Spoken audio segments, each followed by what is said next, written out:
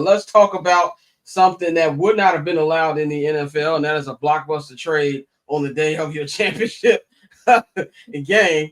Kevin Durant was traded to the Houston Rockets for Jalen Green, Dylan Brooks, 10th pick in this year's draft, and 5 second-rounders.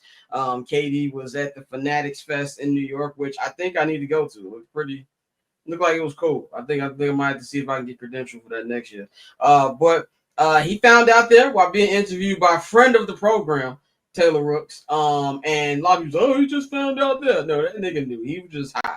You could just tell KD was high, enjoying his Sunday afternoon yesterday. But when I initially uh saw this, I had to Larry David. I was like, yeah.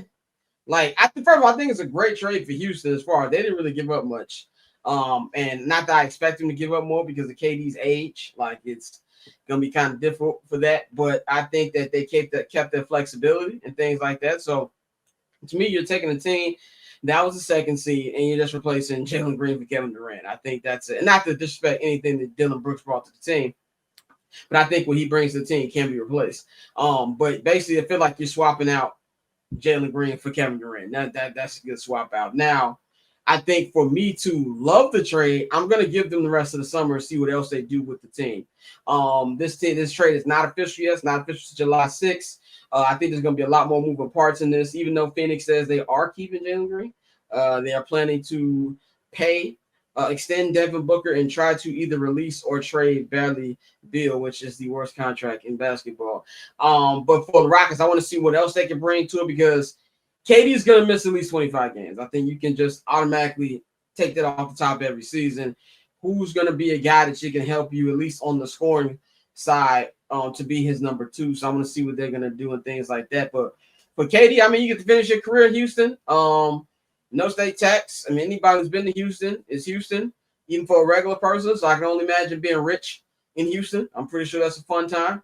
So I think for the Rockets, it's a great trade. I don't know how it's going to be NBA wise, but I think it was pretty good for them.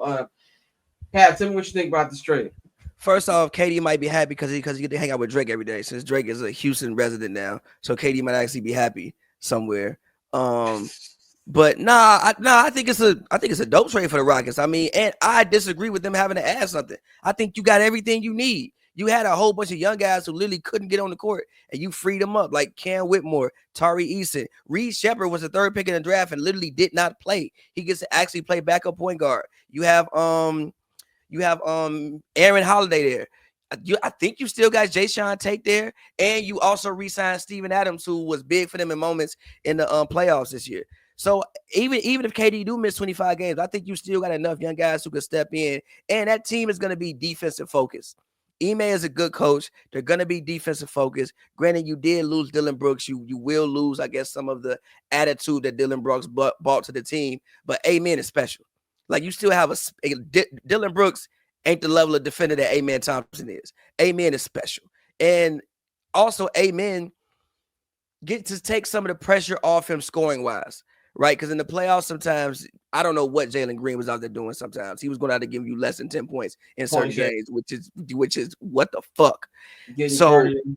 So it gets to take some of the pressure off him. Take some of the pressure off Şengün. Şengün shouldn't be your number one scorer. Şengün should probably be giving you like 18, 12, and 7 or something like that. 18, 12, and 6 or something like that. So I think it's a great trade. This team is defensive focused. I think when you look at their starting five, you talking about FVV, Amen, KD, Jabari Smith, Şengün. That's tough. I don't think it's many teams in the league that got a better starting five than that. And then you go below that, you got Cam Whitmore, Tari Eason, Reed Shepherd, Steven Adams, Aaron Holiday. I think he'll still be there. That's going 10 deep. Like, that team goes 10 deep, and that fits with what we've been talking about throughout this podcast. So I like the trade for Houston, and I also like the trade for Phoenix. Number one, the owners decided to trade all of their picks. You need draft capital. So you got the 10th pick in this year's draft, supposed to be a good draft. Hopefully they draft well.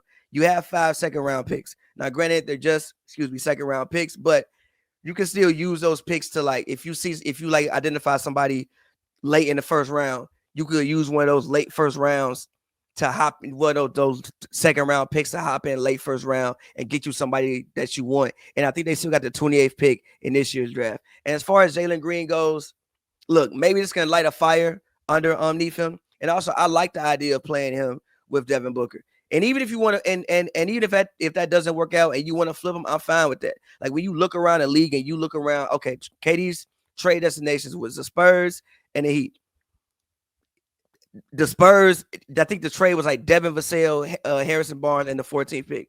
Devin Vassell is not better than Jalen Green. If you look at Miami, I think the trade was probably like Duncan Robinson, Wiggins, or somebody else, and maybe a late first. That's not better than Jalen Green, or not better than the prospects of who Jalen Green still could be, because he still is a very young guy. So I like the deal for both teams, and I'm excited to see how it works out.